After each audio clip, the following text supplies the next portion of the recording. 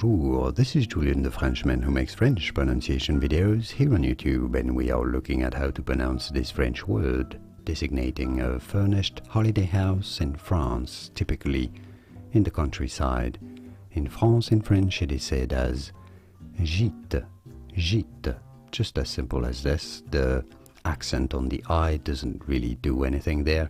It just means that there was an S before between the I and the T, but the S has been replaced in modern French by the accent. It doesn't change the sound of the E sound. So, gite, gite.